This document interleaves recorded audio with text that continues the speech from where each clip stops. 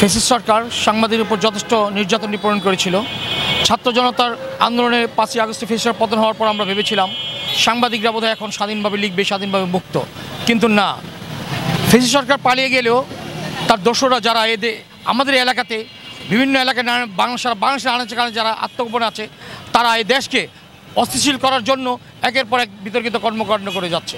আমি মনে করি এরই ধারাবাহিকতায় সেই দিন মাঝদাইরে সাংবাদিক মিলন এবং হাইবর হামলা করা হয়েছিল, তাদেরকে হত্যার উদ্দেশ্যে হামলা করা হয়েছিল বলে আমি মনে করি। সেদিন আমি দেখেছি একজন সাংবাদিকের উপর হামলা করার পরে আমাদের মধ্যে ভেদাভেদ থাকতেই পারে, আমরা এক একজন এক এক সংগঠন করতে পারি, এক এক হাউজে কাজ করতে পারি, কিন্তু সর্বোপরি একটা বিষয় যে আমরা সাংবাদিক। সেদিন আমাদের নারায়ণগঞ্জের সাংবাদিক বাইরে দেখেছিল একজন সাংবাদিকের উপর হামলা হলে আমরা নারায়ণগঞ্জের সাংবাদিকরা একত্রবদ্ধ হয়ে তার প্রতিবাদ করতে পারি। সেদিনের সেই ঘটনায় আমি ভালোভাবে উপলব্ধি করেছি এবং আমি ঘটনাস্থলে গিয়ে সেদিন আমাদের সাংবাদিক ভাইদের যে ভূমিকা দেখেছিলাম তাতে আমি অনেক উৎসাহ হয়েছি, আমার সাহস জুগিয়েছিল, যার দরুন আমি সেদিন সকলকে নিয়ে থানা পুলিশকে বলেছিলাম আপনারা এখন তাদেরকে গ্রেপ্তার করুন, গ্রেপ্তার করে আইনের আওতায় নিয়ে থানায় নিয়ে যান। সেদিন আমি সকলকে ধন্যবাদ জানাচ্ছি।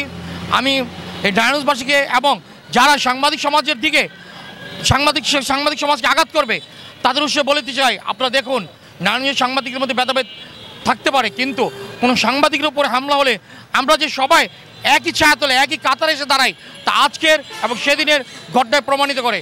আমি নারায়ণগঞ্জের প্রশাসনকে অনুরোধ করব, যখন কোনো সাংবাদিকের হামলা হবে তখন তা যেন আপনারা খুবই গুরুত্বপূর্ণভাবে দেখেন।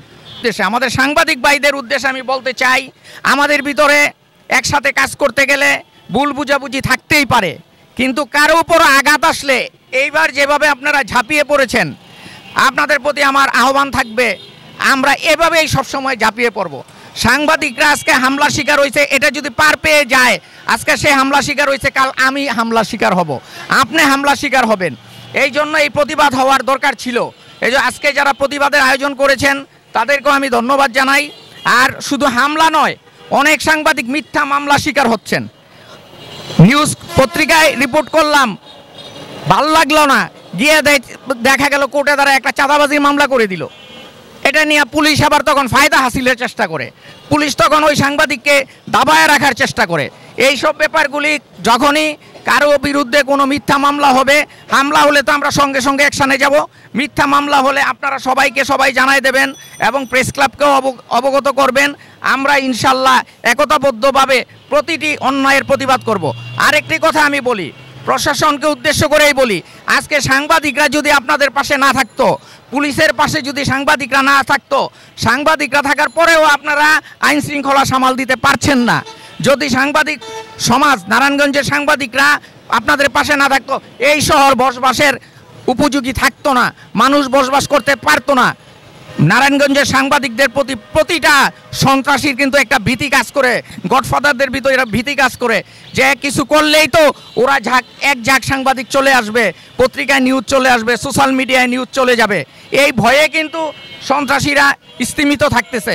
এই মিলন বিশ্বাস হৃদয়ের উপর হামলার কঠোর নিন্দা করার পাশাপাশি কঠোর বিচারের, দৃষ্টান্তমূলক বিচারের, হাবিবের উপর হামলা হয়েছে এবং বাকি আসামিদের অতি দ্রুত গ্রেপ্তারের আহ্বান জানিয়ে আমি আমার বক্তব্য শেষ করছি। আসসালামু আলাইকুম।